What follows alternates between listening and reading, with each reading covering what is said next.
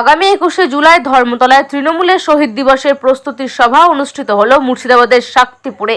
এই প্রস্তুতির সভার ডাক দিয়েছিল ভরতপুর বিধান রশির বিধায়ক হুমায়ুন কবির। এই দিনের এই সভা থেকে হুমায়ুন কবির বিজেপি ও কংগ্রেসকে আক্রমণ করলেন। যদিও এই প্রস্তুতির সভায় এলাকার বিধায়ক রবিউল আলম চৌধুরী এবং ব্লক সভাপতি ব্লক সভাপতি গোলক ব্যানার্জিকে দেখা যায়নি। কাজেই ভোট মোটেই তাহলে কি জেলায় আবারও শাসক দলের কোন্দল মাথাচাড়া উঠেছে?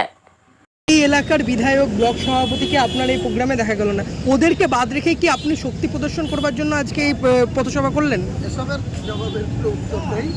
আমি বরাবরই আমার সব ওইভাবে চলা অভ্যাস।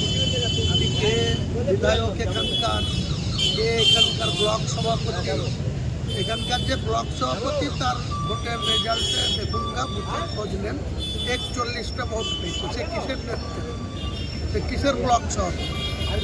এসব আমাকে বললেন না। এসব নিয়ে আমার কোনো কথা বলার, যাদের কোনো গুরুত্বই নাই সমাজের কাছে, তাদের নিয়ে কথা বলার কোনো অভিপ্রায় আমার নেই।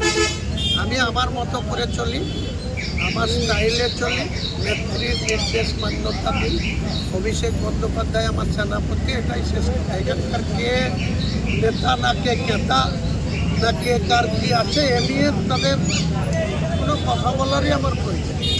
তাই ভাবতাম তৃণমূল কংগ্রেস যারা করে তারা দীর্ঘ 26 বছর ধরে তৃণমূল কংগ্রেসের বয়স হয়ে কেউ হয়তো শুরু থেকেই করত না, অন্যান্য দলের সঙ্গে যুক্ত।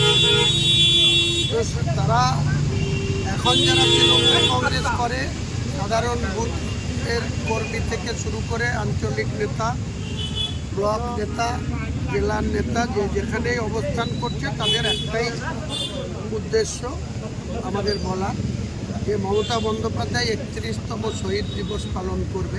কারণ 1993 সালের 21শে জুলাই কলকাতার রাজপথে 13 জন তখনকার যুব কংগ্রেসের কর্মী গুলিতে নিহত হয়েছিল। তাদের বারবার মমতা ব্যানার্জি স্মরণ করে, তাদের শ্রদ্ধা জানাই, তার জন্য জমায়েত করে। কখনো 2-1 বছর গ্যাপ খেয়েছে, করোনার টাইমে গ্যাপ দিয়েছিল বা বিভিন্ন কারণে 2-1 বছর।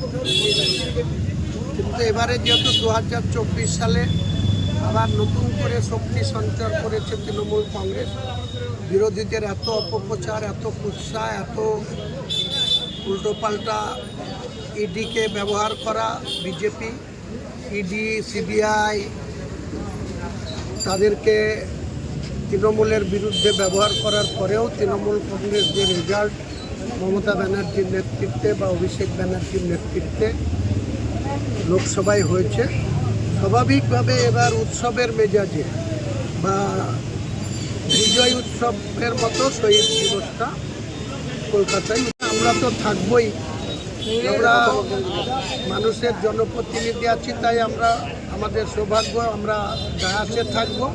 কিন্তু আমাদের যারা সহকর্মী তারা যাতে সেই স্থানে পৌঁছায়, তারা যাতে সেখানে উপস্থিত হয়, তারা নেত্রী কী বলবে, পুরা ভারতবর্ষের মানুষকে কী বার্তা দেবে, বাংলার মানুষকে নেক্সট ইলেকশন প্রোটেক্ট করার জন্য বা 2026-এ চতুর্থবারে মমতা ব্যানার্জির ক্ষমতা ধরে রাখার জন্য দিশা দেখাবে বা যারা বক্তৃতা করবে, যা নির্দেশ দেবে, সেইটাকে সরাসরি উপভোগ করার জন্য সমস্ত কর্মীকেই বলবো যে কলকাতামুখী হওয়ার জন্য 21শে জুলাই